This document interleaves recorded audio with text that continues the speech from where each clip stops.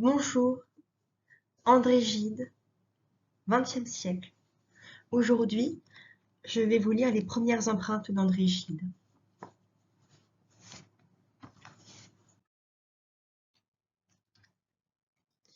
Avant d'aborder l'étude suivie de l'œuvre d'André Gide, il est intéressant de considérer quelques traits profonds ou quelques expériences qui l'ont marqué dès le début. On saisira mieux ainsi le caractère éminemment personnel de ses écrits.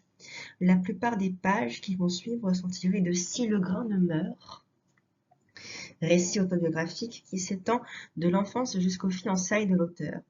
On retrouve notamment dans ce livre les éléments vécus qui ont déjà été élaborés par Gide dans deux de ses plus importants récits, Les Moralistes, 1902, et La Porte étroite, 1909.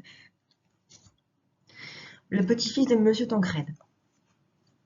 Gide, dont la jeunesse a été étrangère à l'exotisme de la misère, a du moins connu la simplicité archaïque de la vie huguenote pendant ses vacances à Uzès.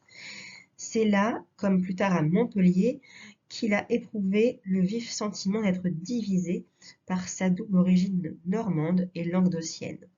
Aussi, dès 1897, pouvait-il lancer à Barès la fameuse apostrophe « Né à Paris d'un père uzésien et d'une mère normande, où voulez-vous, monsieur Barès, que je m'enracine ?»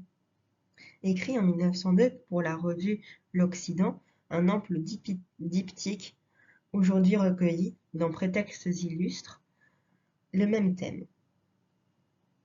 Très postérieure, la page que l'on va lire montre d'abord l'adolescent tout fier d'être reconnu comme le petit-fils du pasteur Tancrède. Gide est touché par la vie évangélique d'une famille paysanne. On devine ainsi quel empire a pu avoir sur lui, pendant son enfance, l'atmosphère dans laquelle il vivait. Par la suite, l'ironie apparaît dans l'évocation des veuves bavardant au temple.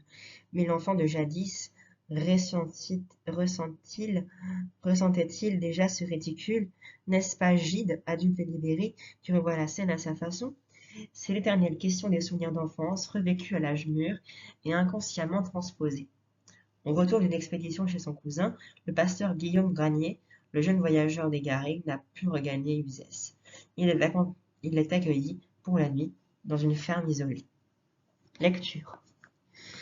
Soudain, je remarquai sur une sorte d'étagère une grosse Bible, et, comprenant que je me trouvais chez les protestants, je leur nommai celui que je venais d'aller voir. Le vieux se redressa tout aussitôt.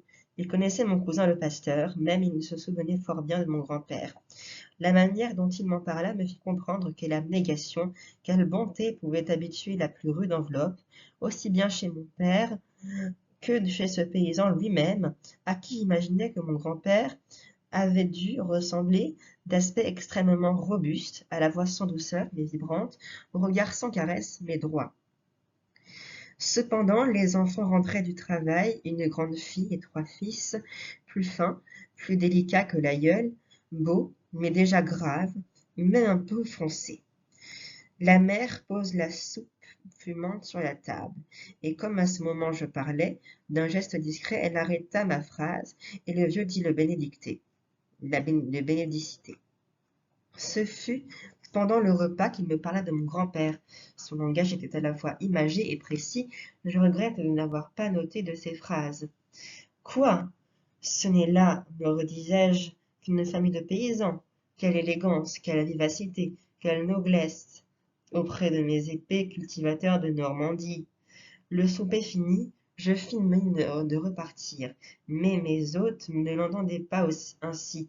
Déjà la mère s'était levée, l'aîné des fils coucherait avec un de ses frères, j'occuperais sa chambre et son lit, auquel elle mit des draps propres, rudes, et qui sentaient délicieusement la lavande. La famille n'avait pas l'habitude de veiller tard, ayant celle de se lever tôt. Au demeurant, je pourrais rester à lire encore s'il me plaisait. Je vous lirai la suite dans 4 jours. Au revoir.